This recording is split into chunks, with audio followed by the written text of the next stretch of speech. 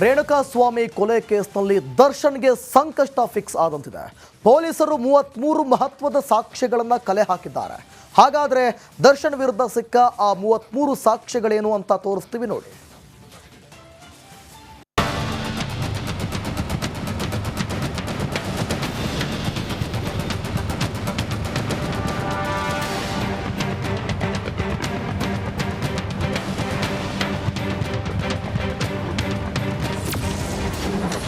ಕಾಟೇರನಿಗೆ 33 ಸಾಕ್ಷ್ಯಗಳ ಕಂಟಕ. ಆರೋಪಿ ದರ್ಶನ್ಗೆ ಹೆಚ್ಚಿದ ಆತಂಕ. Renukaswamy murder case D gang ಕೊರಳು ಸುತ್ತಿಕೊಂಡಿದ್ದು ಆಗಿದೆ. ಆದ್ರೀಗ ದಚ್ಚು ಎದೆಯಲ್ಲಿ ನಡುಕ ಹುಟ್ಟಿಸುವಂತಹ ಸಾಕ್ಷ್ಯಗಳು ಪೊಲೀಸರ ಕೈಗೆ ಸಿಕ್ಕಿವೆ. ಹತ್ಯೆ ನಡೆದ ದಿನ ಅದೇ ಸ್ಥಳದ ಸುತ್ತಮುತ್ತ ಏನಾಯಿತು ಅನ್ನೋ ದೃಶ್ಯ ಸಾಕ್ಷ್ಯವನ್ನ ಸಂಗ್ರಹಿಸಲಾಗಿದೆ.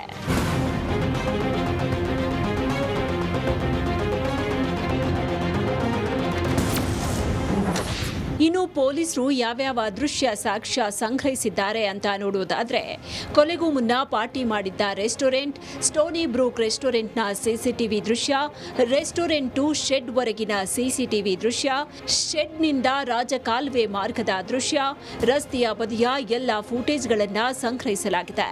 ಜೊತೆಗೆ ದರ್ಶನ್ ಮನೆ, ಪವಿತ್ರ ಗೌಡ ಮನೆ ಸಿಸಿಟಿವಿ ದೃಶ್ಯ ಸೇರಿದಂತೆ ಈವರೆಗೂ 33ಕ್ಕೂ ಹೆಚ್ಚು ಸಿಸಿಟಿವಿಗಳ ದೃಶ್ಯವನ್ನ ಸಂಗ್ರಹಿಸಲಾಗಿದೆ.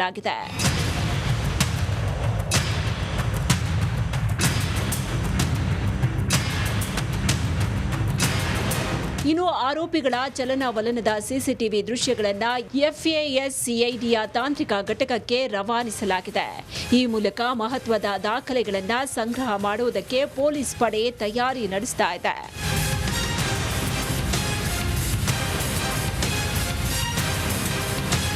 ಇದೆಲ್ಲ ಬೆಳವಣಿಗೆ ಮಧ್ಯೆ 4ನೇ ಬಾರಿ ದರ್ಶನ್ ಪತ್ನಿ ವಿಜಯಲಕ್ಷ್ಮಿ ಭೇಟಿ ನೀಡಿದ್ರು. ಅದರಂತೆ ಸಹೋದರ ದಿನಕರ್ ತೂಗುದೀಪ್ 2ನೇ ಬಾರಿ ದರ್ಶನ್ ಭೇಟಿ ಮಾಡಿದ್ರು. ಈ ವೇಳೆ ಮುಂದಿನ ಕಾನೂನು ಹೋರಾಟದ ಬಗ್ಗೆ ದಿನಕರ್ ದರ್ಶನ್ ಚರ್ಚಿಸಿದ್ರು ಎನ್ನಲಾಗಿದೆ.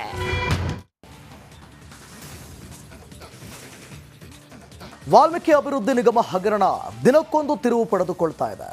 ರಾಜ್ಯ ಸರ್ಕಾರದ ವಿರುದ್ಧ ದೋಸ್ತಿ ನಾಯಕರು ರೊಚ್ಚಿಗೆದ್ದಿದ್ದಾರೆ. ಮೊದಲ ದಿನವೇ ಸದನದಲ್ಲಿ ಕೋಲಾಹಲ ಸೃಷ್ಟಿಯಾಗಿದೆ.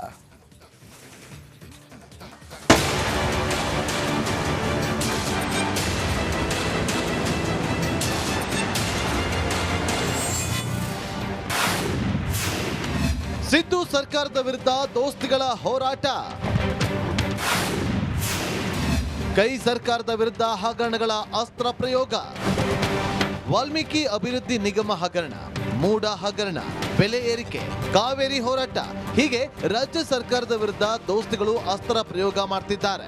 ಸಿಎಂ ಸಿದ್ದರಾಮಯ್ಯ ಸರ್ಕಾರದ ವಿರುದ್ಧ ಬೀದಿಗಿಳಿದು ಪ್ರತಿಭಟನೆ ನಡೆಸ್ತಾ ಇದ್ದಾರೆ. ಇಂದು ವಿಧಾನ ಮಂಡಲ ಅಧಿವೇಶನದ ಮೊದಲ ದಿನವೂ ಬಿಜೆಪಿ ಪ್ರತಿಭಟನೆ ನಡೆಸಿತು.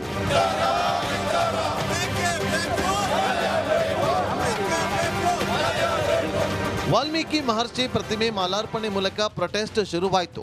ಕೈಯಲ್ಲಿ ಪ್ಲೆಕಾರ್ಡ್ ಹಿಡಿದು ಪ್ರತಿಭಟನಾಕಾರರು ವಿಧಾನಸೌಧದ ಅಂಬೇಡ್ಕರ್ ಪ್ರತಿಮೆವರೆಗೆ ಮೆರವಣಿಗೆ ನಡೆಸಿದ್ರು. ದಾರಿಯುದ್ದಕ್ಕೂ ಸರ್ಕಾರದ ವಿರುದ್ಧ ಘೋಷಣೆ ಕೂಗಿದ್ರು.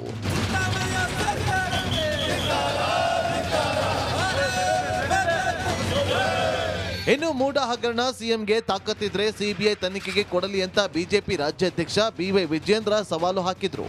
ಮೈಸೂರು ಮೂಡ ಹಗರಣ ದೊಡ್ಡ ಹಗರಣ. ಇದು ಒಂದು ಕಡೆ ಮುಖ್ಯಮಂತ್ರಿಗಳ ಕುಟುಂಬನೇ ಮೂಡ ಹಗರಣದಲ್ಲಿ ಪಾಲ್ದಾರಿದ್ದಾರೆ, ಮತ್ತೊಂದು ಕಡೆ ಸಾವಿರಾರು ಕೋಟಿ ಬೆಲೆ ಬಾಳ್ತಕ್ಕಂಥ ನಿವೇಶನಗಳನ್ನ ಪಡ್ಕೊಂಡು ಆ ದುಡ್ಡನ್ನ ಲೋಕಸಭಾ ಚುನಾವಣೆಗೆ ಬಳಸ್ಕೊಂಡಿದ್ದಾರೆ. ಹಾಗಾಗಿ ನೀವು ಹೇಳ್ದಂಗೆ ಕೇಳೋದಕ್ಕಾಗೋದಿಲ್ಲ.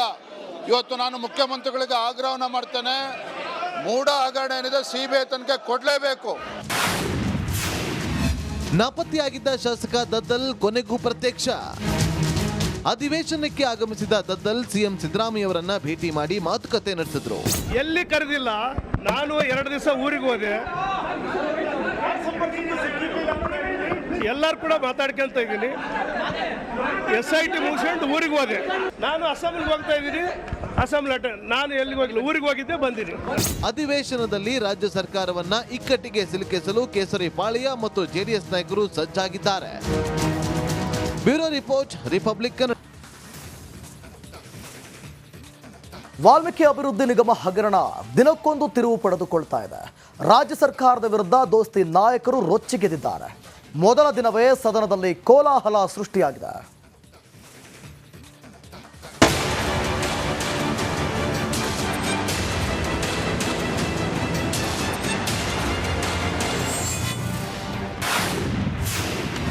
ಸಿದ್ದು ಸರ್ಕಾರದ ವಿರುದ್ಧ ದೋಸ್ತಿಗಳ ಹೋರಾಟ.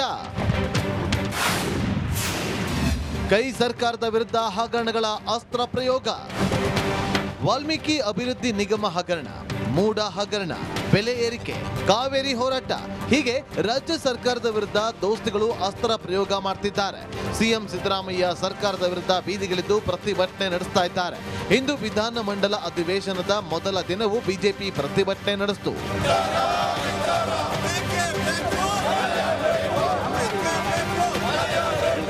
ವಾಲ್ಮೀಕಿ ಮಹರ್ಷಿ ಪ್ರತಿಮೆ ಮಾಲಾರ್ಪಣೆ ಮೂಲಕ ಪ್ರೊಟೆಸ್ಟ್ ಶುರುವಾಯಿತು.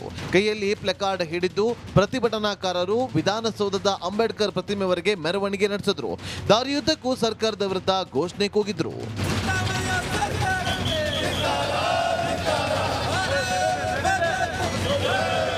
ಇನ್ನು ಮೂಡ ಹಗರಣ ಸಿಎಂಗೆ ತಾಕತ್ತಿದ್ರೆ ಸಿಬಿಐ ತನಿಖೆಗೆ ಕೊಡಲಿ ಅಂತ ಬಿಜೆಪಿ ರಾಜ್ಯಾಧ್ಯಕ್ಷ ಬಿವೈ ವಿಜೇಂದ್ರ ಸವಾಲು ಹಾಕಿದ್ರು. ಮೈಸೂರು ಮೂಡ ಹಗರಣ ದೊಡ್ಡ ಹಗರಣ ಇದು. ಒಂದು ಕಡೆ ಮುಖ್ಯಮಂತ್ರಿಗಳ ಕುಟುಂಬನೇ ಮೂಡ ಹಗರಣದಲ್ಲಿ ಪಾಲ್ದಾರಿದ್ದಾರೆ. ಮತ್ತೊಂದು ಕಡೆ ಸಾವಿರಾರು ಕೋಟಿ ಬೆಲೆ ಬಾಳ್ತಕ್ಕಂಥ ನಿವೇಶನಗಳನ್ನ ಪಡ್ಕೊಂಡು ಆ ದುಡ್ಡನ್ನ ಲೋಕಸಭಾ ಚುನಾವಣೆಗೆ ಬಳಸ್ಕೊಂಡಿದ್ದಾರೆ. ಹಾಗಾಗಿ ನೀವು ಹೇಳ್ದಂಗೆ ಕೇಳೋದಕ್ಕಾಗೋದಿಲ್ಲ. ಇವತ್ತು ನಾನು ಮುಖ್ಯಮಂತ್ರಿಗಳಿಗೆ ಆಗ್ರಹವನ್ನ ಮಾಡ್ತೇನೆ, ಮೂಡ ಹಗರಣ ಏನಿದೆ ಸಿಬಿಐ ತನಿಖೆ ಕೊಡಲೇಬೇಕು. ನಾಪತ್ತೆಯಾಗಿದ್ದ ಶಾಸಕ ದದ್ದಲ್ ಕೊನೆಗೂ ಪ್ರತ್ಯಕ್ಷ. ಅಧಿವೇಶನಕ್ಕೆ ಆಗಮಿಸಿದ ದದ್ದಲ್ ಸಿಎಂ ಸಿದ್ದರಾಮಯ್ಯವರನ್ನ ಭೇಟಿ ಮಾಡಿ ಮಾತುಕತೆ ನಡೆಸಿದ್ರು. ಎಲ್ಲಿ ಕರೆದಿಲ್ಲ, ನಾನು 2 ದಿವಸ ಊರಿಗೆ ಹೋದೆ. ಎಲ್ಲರೂ ಕೂಡ ಮಾತಾಡ್ಕೊಂತ ಇದ್ದೀನಿ. SIT ಮುಗಿಸ್ಕೊಂಡು ಊರಿಗೆ ಹೋದೆ. ನಾನು ಅಸೆಂಬ್ಲಿಗೆ ಹೋಗ್ತಾ ಇದ್ದೀನಿ. ನಾನು ಎಲ್ಲಿಗೆ ಹೋಗಿಲ್ಲ, ಊರಿಗೆ ಹೋಗಿದ್ದೆ, ಬಂದಿನಿ. ಅಧಿವೇಶನದಲ್ಲಿ ರಾಜ್ಯ ಸರ್ಕಾರವನ್ನ ಇಕ್ಕಟ್ಟಿಗೆ ಸಿಲುಕಿಸಲು ಕೇಸರಿ ಪಾಳ್ಯ ಮತ್ತು ಜೆಡಿಎಸ್ ನಾಯಕರು ಸಜ್ಜಾಗಿದ್ದಾರೆ. Bureau report, Republic Kannada. ಜಲಪಾತಗಳಿಗೆ ವರುಣ ಜೀವ ತುಂಬಿದ್ದಾರೆ.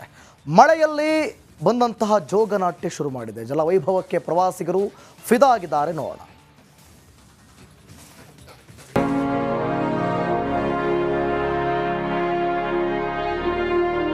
ಮುಂಗಾರು ಮಳೆಯಲ್ಲಿ ಜೋಗ ಝಳಕ ಮಾಡಿದೆ. ತುಂತುರು ಮಳೆಯಲ್ಲಿ ಮಿಂದೆದ್ದಿದೆ. ಹಚ್ಚ ಹಸುರಿನ ಕಾನನದ ಮಧ್ಯೆ ಕಂಗೊಳಿಸ್ತಾ ಇದೆ. ಜಲಪಾತ ಹಾಲ್ನೊರೆ ಮೋಡಕ್ಕೆ ಮುತ್ತಿಕ್ತಾ ಇದೆ. ಪ್ರವಾಸಿಗರನ್ನ ಕೈ ಬೀಸಿ ಕರೀತಾ ಇದೆ.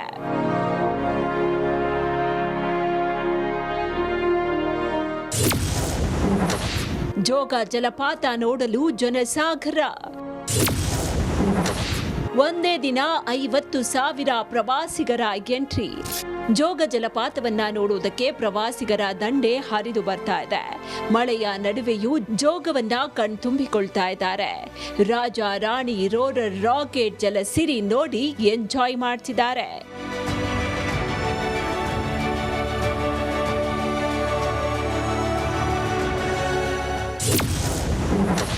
ಪ್ರವಾಸಿಗರನ್ನ ಕೈ ಬೀಸಿ ಕರೀತಾ ಇದೆ ಚಿಕಲೆ ಫಾಲ್ಸ್.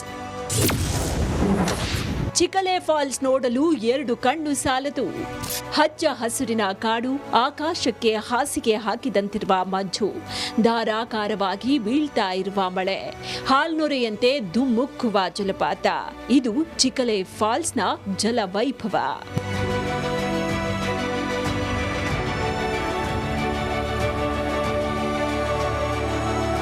ಬೆಳಗಾವಿ ಜಿಲ್ಲೆಯ ಖಾನಾಪುರ ತಾಲೂಕಿನ ಚಿಕಲೆ ಜಲಪಾತ ಮಳೆಯಲ್ಲಿ ಮಿಂದೆದ್ದಿದೆ. 110 ಅಡಿ ಮೇಲಿಂದ ಧುಮ್ಮುಕ್ಕಿ ಹರಿತಾ ಇದೆ. ಇಷ್ಟು ದಿನ ಬರಿದಾಗಿದ್ದ ಫಾಲ್ಸ್ಗೆ ಈಗ ಜೀವ ಕಳೆ ಬಂದಿದೆ. ಆದ್ರೆ ಪ್ರವಾಸಿಗರು ಸೆಲ್ಫಿಗಾಗಿ ತುತ್ತ ತುದಿಗೆ ಹೋಗ್ತಾರೆ ಅಂತ ಜಲಪಾತಗಳ ವೀಕ್ಷಣೆಗೆ ಜಿಲ್ಲಾಡಳಿತ ನಿರ್ಬಂಧ ಹೇರಿದೆ.